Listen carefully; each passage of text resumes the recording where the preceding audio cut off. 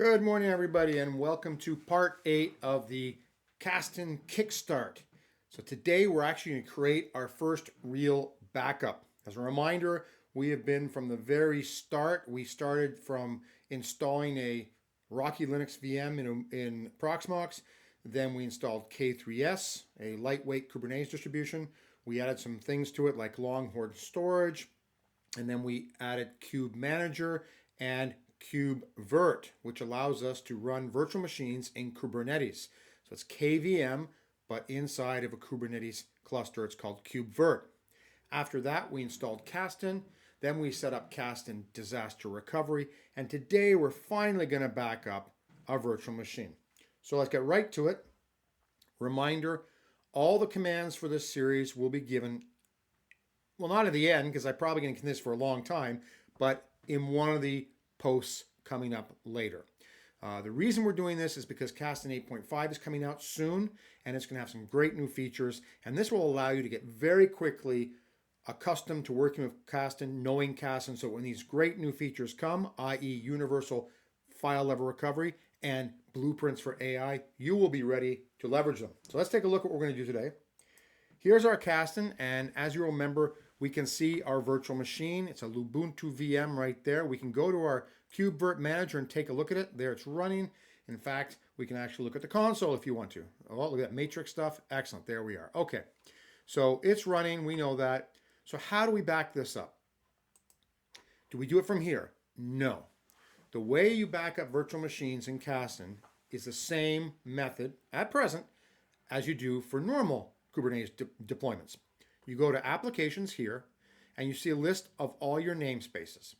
Now, this will be a big difference coming up with 8.5 because right now I've got a namespace called VMs, and that kind of hints at the fact I'm put all my VMs in there.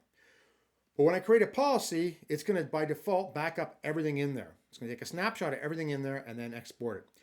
The new version of Kasten can allow you to be much more granular, which would be better. Because right now, to make it easy, I would have to create different namespaces for each VM, right? If I wanted to have different snapshots. There might be other ways to exclude inside, but we're going to complicated territory and we don't want it to be complicated.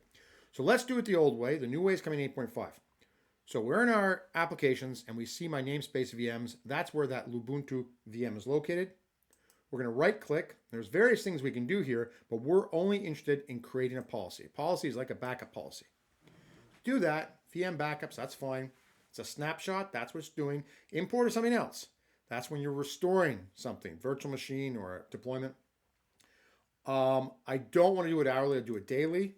We're not going to go over all these things here, a lot of little details. Maybe in future episodes we will, but we're trying to start simple. I want to reduce, not increase, all the retention. I only want to have 3 daily backups. I think, if I remember correctly, I set my immutability on the bucket to 3. So I want to keep it 3. And here's the most important thing right now. We want to enable backups via snapshot exports. Now, what does that mean? Well, what it means is a snapshot's not a backup. You could just do a snapshot, but remember, that stays on the cluster. If you have any problems with the cluster, guess what? You have a problem in life. What you want is a backup. A backup is outside the cluster. You can restore it to other clusters. You can restore it back to the cluster. So let's enable backups via snapshot exports. Frequency, we're going to leave the same. It's a daily one. And we're going to select our location profile. It's the only one we've got, but you could have multiple ones if you want to put it in different locations.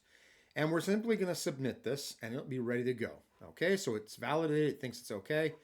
And we're going to set off a backup right now. Now, this will normally run on schedule, and there's the time that it last run. I actually tested this beforehand. You know me, I always test just in case, but I recreated, so that was fine. I'm going to run this once. And when you run it once, it's going to ask you to pick like an expiry date and time. So I'll just do anything here. Well, tomorrow, and off it goes. So this will now start off. First and foremost, we'll go into it. It'll do a local snapshot. So it's going to do some things here.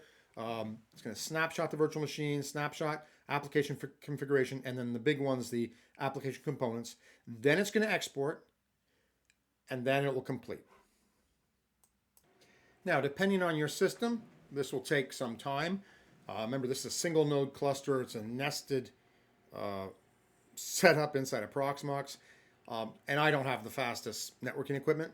But you'll see here, there is a percentage sign right here, and it'll move up slowly. Don't panic. If it stays at 5% forever, that's normally a bad sign. And there can be various reasons. One thing you want to remember, which is very important, and I've adjusted my notes for this. So remember that default replica count that Longhorn has. So that creates an issue. If you have a single node, and by default, Longhorn wants to create 3 replicas, it's going to have a problem. It's going to call these persistent volume claims it created, they're going to be unhealthy because they don't have the number of replicas. So the Helm command is a little bit different from the one I said. I actually made a mistake. There's the Helm command right there.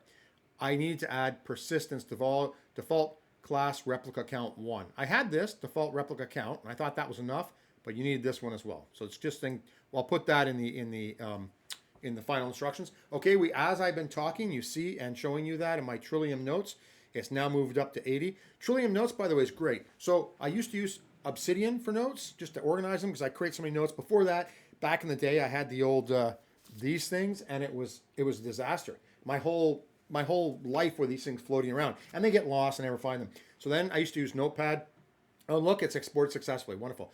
And then I moved to Obsidian, which is great. But Trillium notes, I really like. There's so much you can do with it. I'll just show it to you again.